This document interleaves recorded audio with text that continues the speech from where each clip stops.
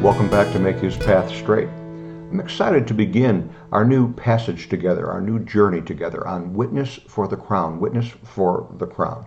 And as we described in the playlist introduction, we're going to start with these verses.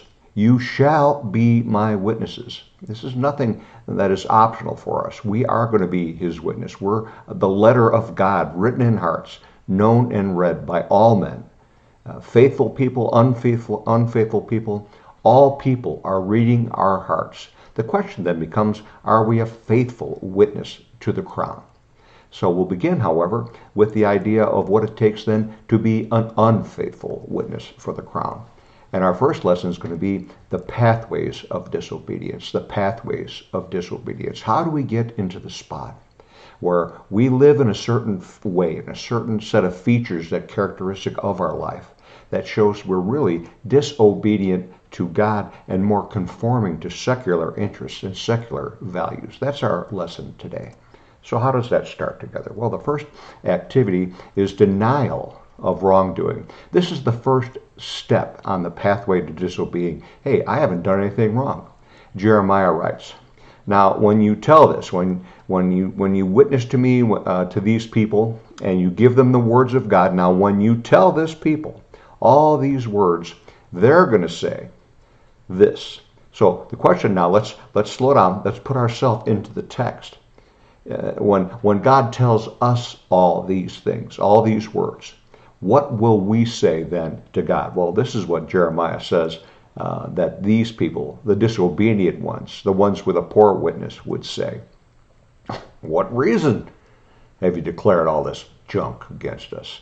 What reason, huh? What's our iniquity? What's our sin which we've committed against the Lord our God? See, that's the first step. Denying that nothing's wrong. Denying that everything's okay with you and God. Hey, what's our iniquity? What's our sin? What are you talking about there, huh? That's denial of wrongdoing. And that just opens the door for some really, really bad stuff to happen, and we're going to investigate that right now. And those are evidences then of things going on in our life that are wrongdoings, that are really a reflection of our disobedience to God, and then ultimately making us an unfaithful witness. And so Jeremiah continues, well, after they say this, well, then you're to say to them, it's because your forefathers have forsaken me, declares the Lord. Look at those words, forsaken me. Just left God behind, huh? And what have they done next? They followed after other gods. And then they served them once they got there. They forsake them, they follow after them, they serve them, and ultimately then bow down to them. Look at those words. Forsaken, follow, serve, bow down. That is a progression then of what happens then when we turn away from God. The pathways of disobedience first begins with forsaking God. That's the direction we're taking in our life. You and me, if we take a direction that's opposite God, when we don't face him but turn our backs to God, the direction we're facing then will answer the question whether we're forsaking God or not. And if our backs are towards God, we have indeed forsaken him.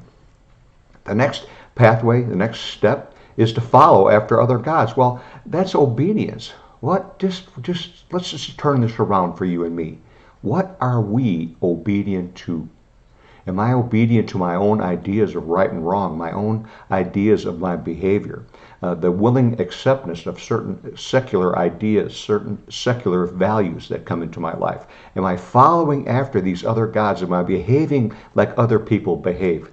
And then sooner or later, you're going to do things to serve those other gods. You are going to use your industry then, the cleverness, your giftedness then, to make more money, to provide more room for those drugs you like to take, to be unfaithful to those you love through various activities that are secret and terrible. You serve other gods when you go and do this, and then ultimately, Jeremiah instructs, we bow down to them.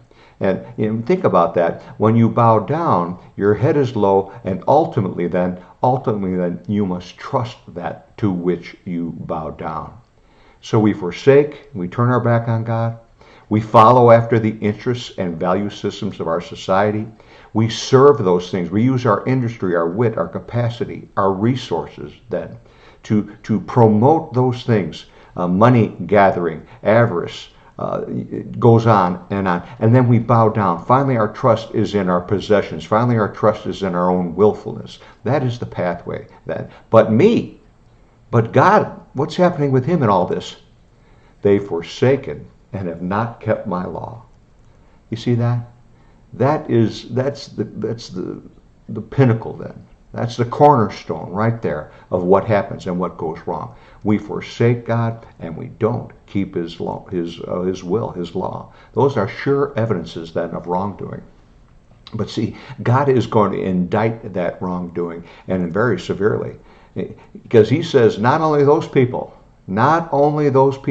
who are obviously unfaithful, but you too have done evil, even more than your forefathers.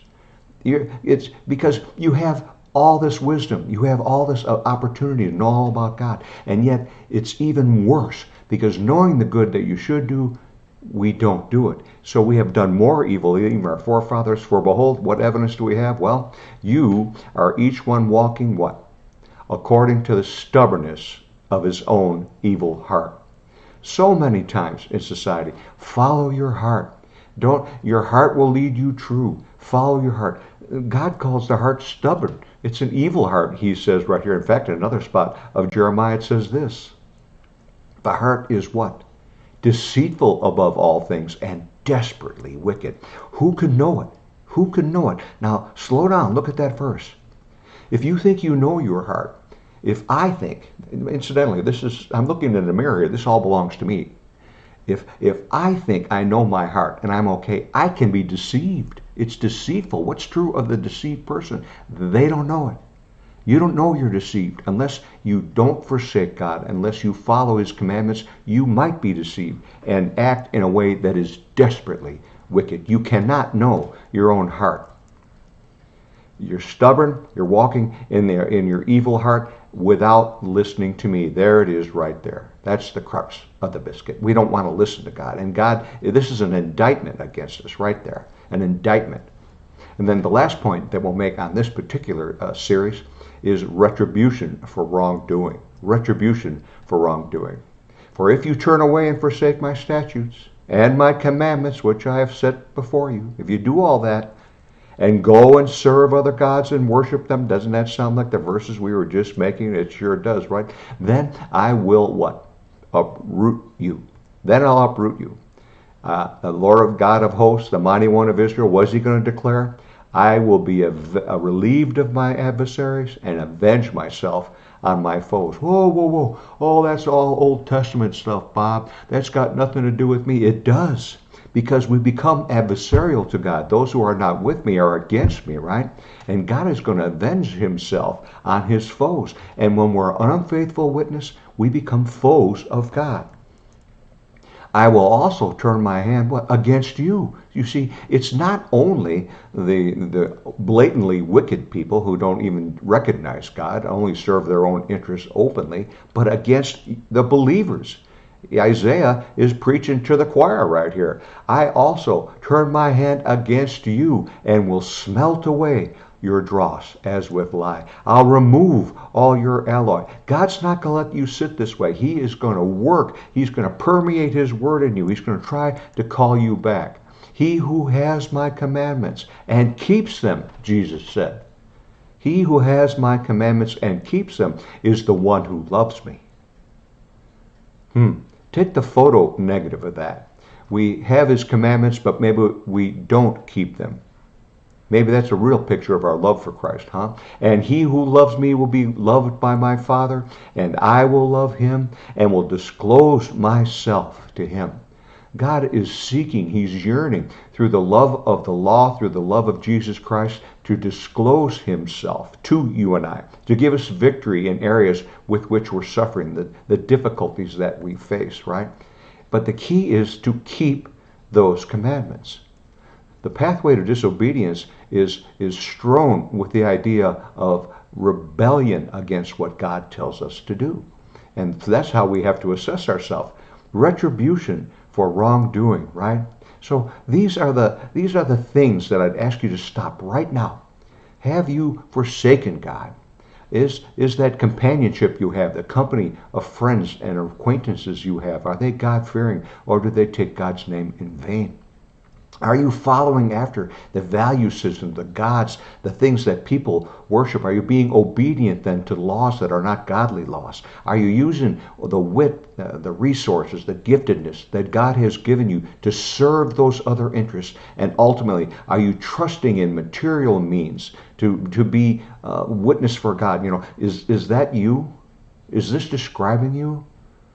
The purpose of this series is to help you and I then have an assessment of ourselves. Is this you? Is this me?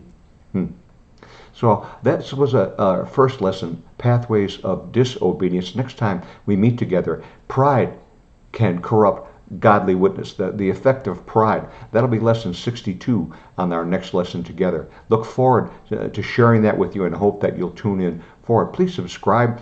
There's some contact data there. I'd like to thank Jason Sternhead, who's my guitarist. He's a great man of God, and he's been so helpful and so loving in helping me having some music.